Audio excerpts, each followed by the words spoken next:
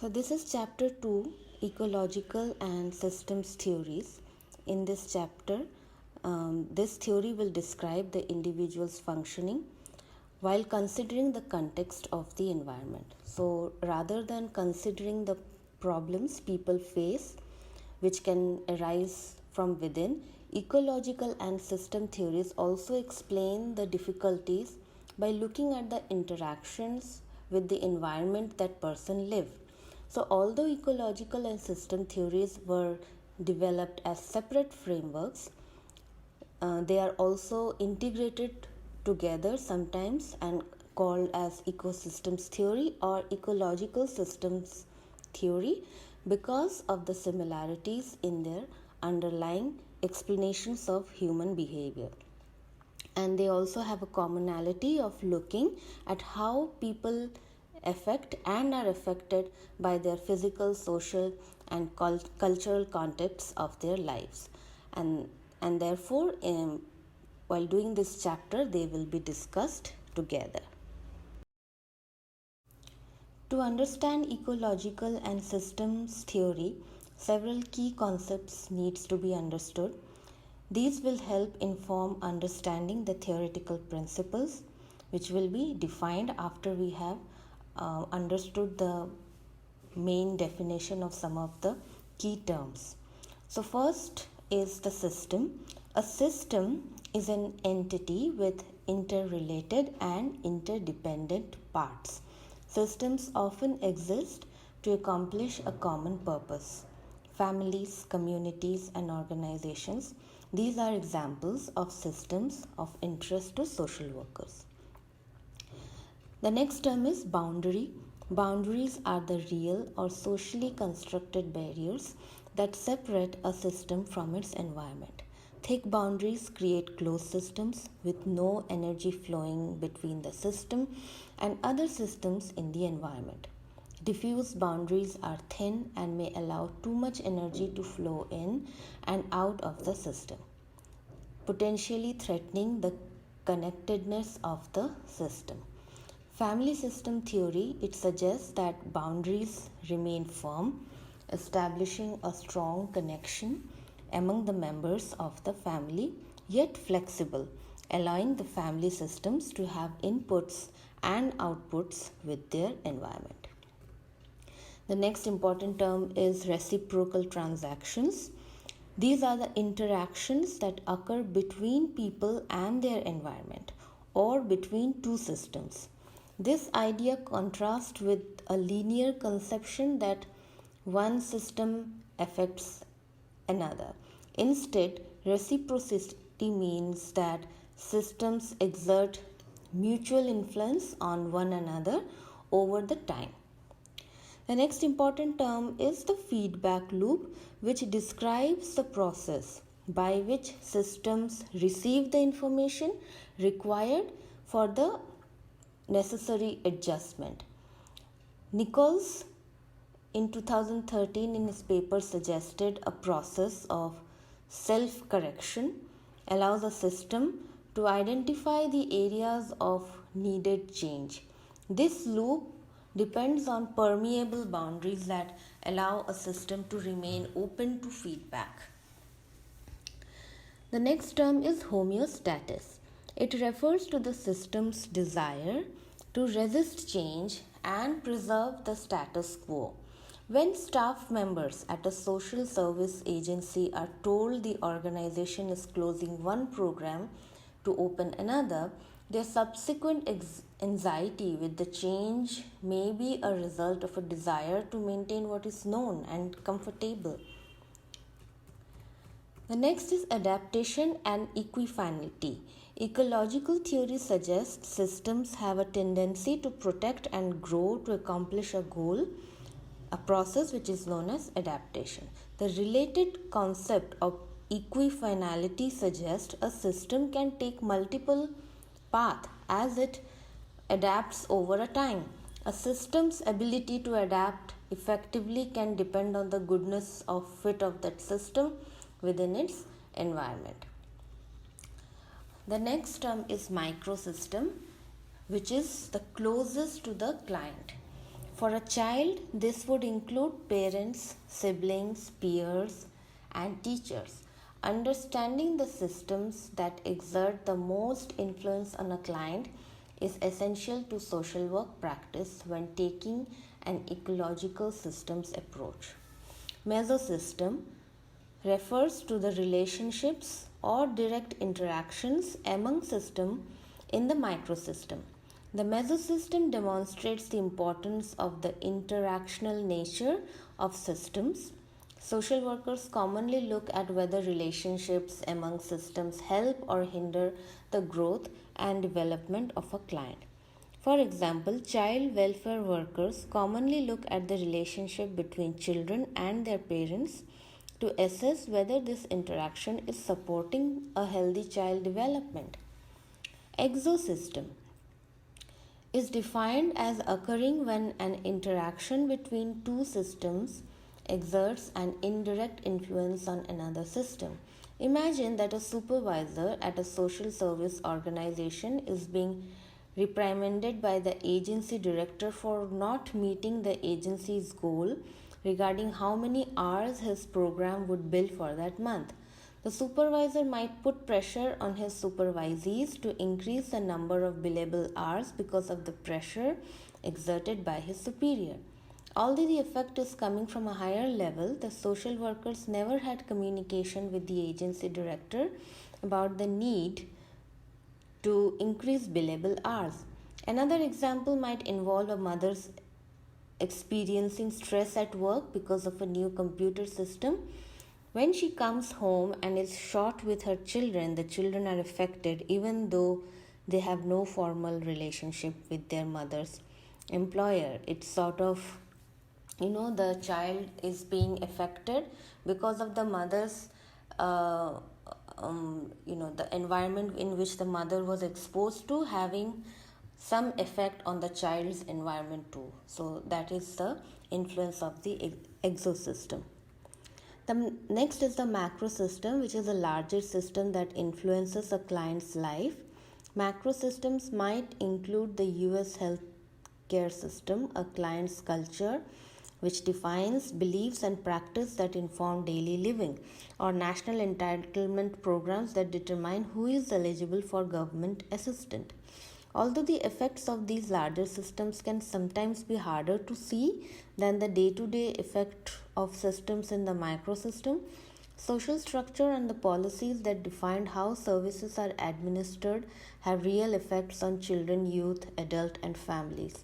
So, policies and laws can have an effect on the communities and families which is not actually visible on a daily basis when a client and a caseworker is working together, but it will have an impact on a larger scale, because ultimately what policies and programs are designed will have an effect on the communities and the families they work with.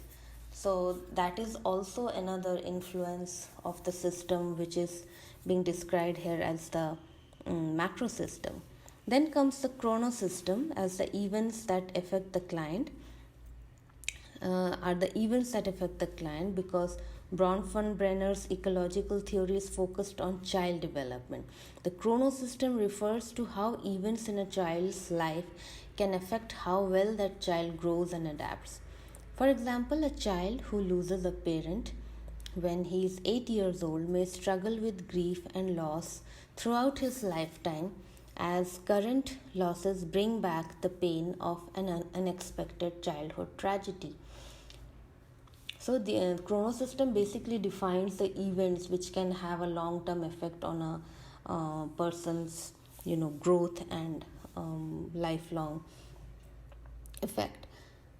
So on a larger scale, events such as 911 can affect an entire society, bringing fear across a larger group of people. Ultimately, the reactions to such events can lead to policy decisions that are grounded in fear. Now, here we discussed and defined the important terms which are necessary to understand when we are understanding the ecological and systems theory.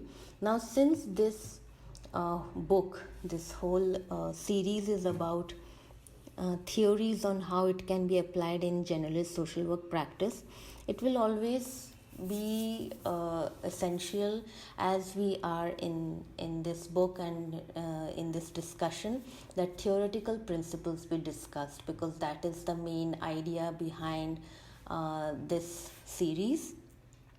And theories, as we said, that they offer the explanations for human behavior. We are seeing how a person reacting, how a person is behaving, but when we have the understanding of the theory, we are better able to do our work and enhance our work. The understanding of the whole process is easier because we have a backup of a particular knowledge which defines this whole process.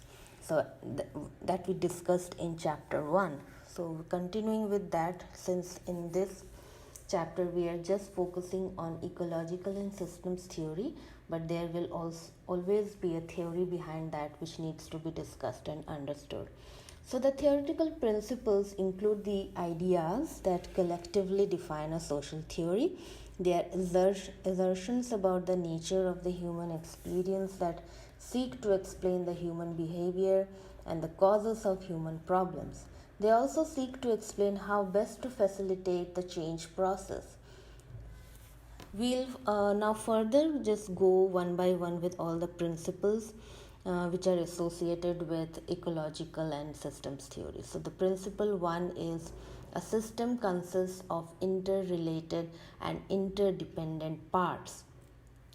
So as mentioned earlier in this chapter, a system is a set of components that are related to one another, often to accomplish a common purpose. A person's body represents a system because it is a whole that depends on the functioning of several interrelated parts that work to sustain life. A system can also be a connected unit of people. A family is also a system that is formed through a biological, social, or both type of connections and consists of related parts. A social service organization is a system in that it was created for a common purpose and consists of groupings of people who work together to accomplish the agency's mission. The parts of a system are sometimes known as subsystems. For example, in a family system with a father and 2 children, the 2 children represent the sibling subsystem. In a health organization consisting of an inpatient program and an outpatient program, each program is a subsystem making up the larger system. Because they are part of the larger organization, subsystems are related to one another through the common purpose and policies of the overall agency. Subsystems also depend on another. An inpatient and an outpatient program may make referrals back and forth. In addition, if the inpatient program is being used to its full capacity, the excess funding generated from this program may offset the outpatient program when it is less used and therefore underfunded. In the example with the sibling system, the siblings may be responsible for sharing a bathroom and negotiating household chores. This principle suggests systems are organized entities consisting of interrelated and interdependent parts. So basically, a system is so very dependent on the smaller units which make up the whole system. So unless and until the smaller units are working together and working well, the larger system will not come into its full efficiency. And that's why in a family system, for example, when the smaller subunits such as the sibling interaction or the husband-wife interaction is not working well, the whole family system can fall apart. So that is how we try to understand that how these are interrelated and interdependent. The second principle is that it is defined by its boundaries and rules. A system is defined and separated from its environment by boundaries. Boundaries can be physical, such as a person's body, which is defined by its skin, or a college dormitory, which is divided by physical structures. Boundaries can also be socially constructed and thus defined by people, a concept described in great detail in further chapters. For example, distinguishing who is and is not in a family is defined by the people in that family. The definition of who is in a family is also socially constructed by society through the development of laws regarding marriage, adoption, and parenting rights. Boundaries determine the degree to which a system is separated from its environment. Closed systems allow nothing to come in or out of the system. Open systems allow input and output so that there is a transaction and the environment with the environment surrounding the system. Closed systems are problematic in that they allow no feedback to the system. However, systems with loose boundary may be so open that the connections making it a system become lost. When applying systems theory to family functioning, family therapists often see firm yet flexible boundaries as ideal. In this way, the connectedness of the system is fostered through firm boundaries, yet the feedback in and out of the system is accommodated through flexible or permeable boundaries. So, in a family system, if we are trying to understand the functioning of the whole family, the caseworker will always try to see if there are not too many firm boundaries which can make the system closed, or we do not want to have too much open boundary which can seem to make it lost or have no connection with the uh, the sub units of the family. So both is essential for a healthy family to function. If the structure of the system is defined by boundaries, the functioning of the system is determined by rules. Organizations formulate written and unwritten policies and procedures that define how they conduct their work. Families also have overt and covert rules that govern their interactions. For example, a single mother may set a curfew for her teenage son to be home by 11 pm, a formal rule. This son may want to request a curfew extension for the night of the homecoming dance. However, he knows that his mother expects him to accept her rules without question. So he doesn't ask for the extension, even though he was never formally told not to, following an unspoken rule. So, written and unwritten rules are an important part of understanding how systems function. Understanding these can be important for social workers because the rules may represent one potential place of intervention. Clarifying or changing rules is one way a social worker may intervene with a system. Principle 3. A system demonstrates predictable patterns of behavior. The boundaries and rules that define a system typically create predictability that helps systems to function efficiently.